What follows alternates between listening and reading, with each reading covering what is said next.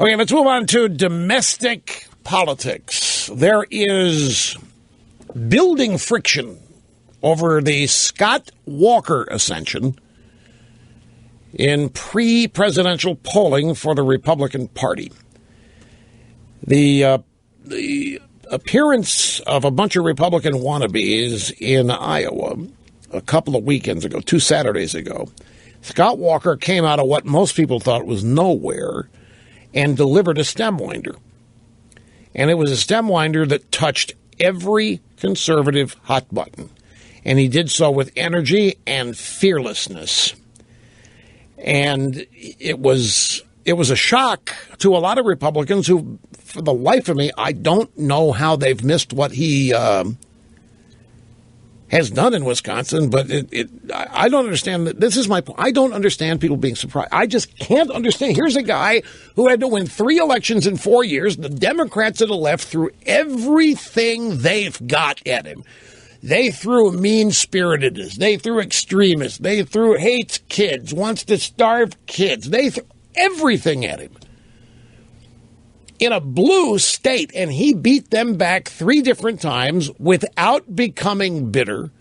And then after he beat them, he implemented his conservative agenda. He cut unemployment, he cut taxes, he created a surplus in the state, which enabled him to cut taxes and gave people their money back while maintaining a budget surplus in a blue state. I'm actually running the risk of boring everybody in this audience talking about it, because I have been for so long. But he came out of the blue in Iowa because so many people were shocked. And one of the reactions that was common after his speech in Iowa was, where did this guy go to get a charisma transplant? This is what some Republicans were saying. Charisma transplant? Well, that tells you what they thought of him before they heard him give the speech. Now, there are debates raging over why Scott, he cleaned up in this poll of Iowa Republican voters. He cleaned up in the poll after this event. And the debate's raging, well, did he show up ready to clean clocks, or did he only show well in the poll because of the great speech? And it's my contention, and there are Republican establishment types who disagree deeply with me, I think he arrived on conservatives' radar in Iowa. I think Tea Party types, the Republican base, I think they know all about Scott Walker. I don't think he's a surprise. I don't think he's a dark horse. I don't think that he's somebody they thought needed a charisma transplant. So I don't think it was just the speech he gave that caused him to win the poll, hands down, by the way. But other Republicans think, oh, yeah, it was this. He gave a great speech. I mean, he knew his audience was, and he hit every note. He just nailed it. So whatever, he's now on the radar. And so a lot of people are trying to either tout it or diminish it by saying things like, well, front runner now, big whoop.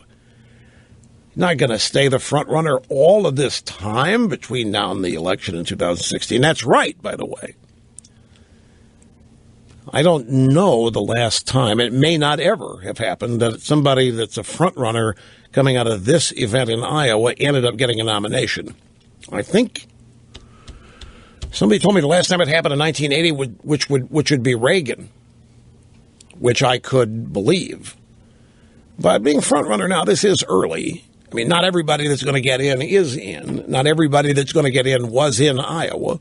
Not everybody has got their money men assembled. Not everybody's got their campaign staff, but he does. See, this is another thing. Walker's already out raising money. He's so far ahead of where some of the establishment types think he should be. He's got his money guys in place, and they're working. They're raising money already, and he's got his position, his policy people in place. He's got his campaign apparatus up and running, and he's done this all under the radar. I mean, under the Republican establishment radar. Okay, so keep that as an isolated incident over there, Scott Walker and what he's doing. Wall Street Journal story today. Reformicons put new twist on tax debate. Now, wait a minute. What is a Reformicon? Wait till you hear this.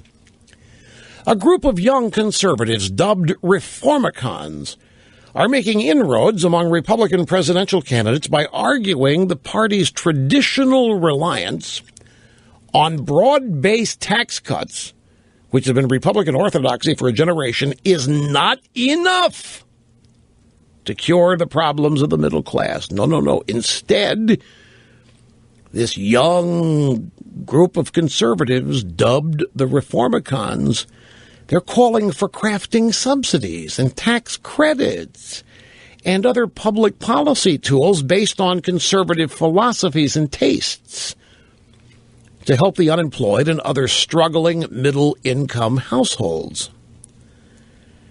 So what we are being told here in this Wall Street Journal story is that a group of young conservatives in the House actually believe in big government tactics to dole out government assistance here and government assistance there in order to elevate the economic status of people in the middle class, as opposed to the traditional Republican stance of just cut everybody's taxes and get out of their way and let them have at it. Now, at the root of this, folks, is a belief that, and these young conservatives that the Wall Street Journal says they are conservatives, and they call them Reformicons, there is a belief, and you may know this, there is a philosophy now within certain elements, even of conservative media in Washington, who believe that the whole argument over smaller government and limited government has been lost. Bill Kristol, the Weekly Standard, was one of the first I remember to suggest that we had better get with it and understand the American people like their government. And they want a big government. They just want it administered better. They just want it administered smarter. But the idea that limited government, reduced government, smaller government, that is a campaign loser now. This is the evolving strategy or theory within even some strains of conservative media. It's basically a capitulation. It is they believe that the American people have decided they want government in their lives, and they want a big government in their lives. They just want the government to do things smarter, and if they're going to be benefits doled out by the government, forget giving benefits to people who don't work. Give the benefits to people that do. Do you agree with that? I'm asking you, do you agree that that is how the Republicans ought to approach voters, with the assumption that they have now grown accustomed to and accept the idea of a big government? And they just want it. And an active, engaged executive, by the way, this is part of the theory, too. We need an active president, an engaged president who is smart and can really run a big bureaucracy in a very intelligent way. And if there are going to be government benefits, tax credits rather than tax cuts, for example, that they need to be targeted to the right people. In this case, people who work, not just people on welfare. And the Wall Street Journal article here is touting this group of conservatives as Reformicons who believe that subsidies and public policy tools are the new conservatism. Subsidies, public policy tools are now the way to advance conservative ideas in government. Much more than simple, across-the-board tax cuts for everybody. While it is unlikely any would-be Republican nominee would turn his back on tax cuts, I'm reading now from the story. Oh, I got to take a break. I just saw the clock. Don't worry. I'm not going to lose my place. We'll be right back and pick it up here. Okay, now back to this Wall Street Journal story. Reformicons put new twist on tax debate. And this is about young conservatives in the House who now believe that big government is what people want. The mass, the majority of the American people have, it's not they've actively chosen it, it's just evolved. Big government's a part of everybody's life. They just expect it. That the sentiment for reduced government, limited government, smaller government is minority now. Not a winning concept. And so the theory now is to find a way to inculcate conservative philosophy into big government administration. And the Journal, by the way, all for that. The Wall Street Journal would be all for this concept, is now highlighting a bunch of new conservatives in the House who believe this. So the Journal, which part of the cabal that believes we can successfully meld conservative principles with big government administration, doing it smarter and better, is highlighting these guys. Now, most of them, I should point out, I'll just give you an example. The new crop of conservatives, numbering maybe 50, are said to be mostly in their 30s and are affiliated with the policy journal National Affairs, the American Enterprise Institute, and a new group called the YG Network, founded by an aide to, are you waiting, Eric Cantor. An aide to Eric Cantor, who was just roundly defeated in a shocking upset. He was going to be the next speaker. One of his aides is responsible for the creation of this group. From earlier in the article, it says Ramesh Ponnuru, a 40-year-old Reformicon thinker who recently met with former Florida Governor Bush, said that kind of thinking prompts a classic retort. Times change. People need to change if they're going to remain relevant.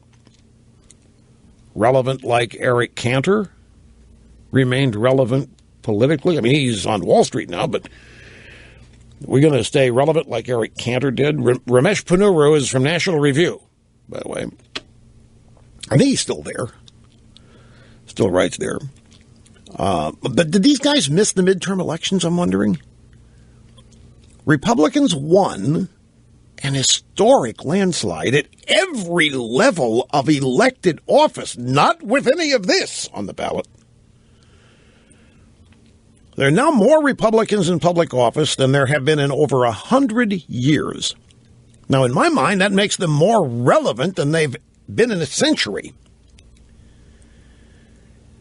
But regardless, be on a lookout for this, folks, because this is the latest effort here on the part of the establishment to peg new conservatives as believers in big government, but smarter big government, using big government with conservative principles.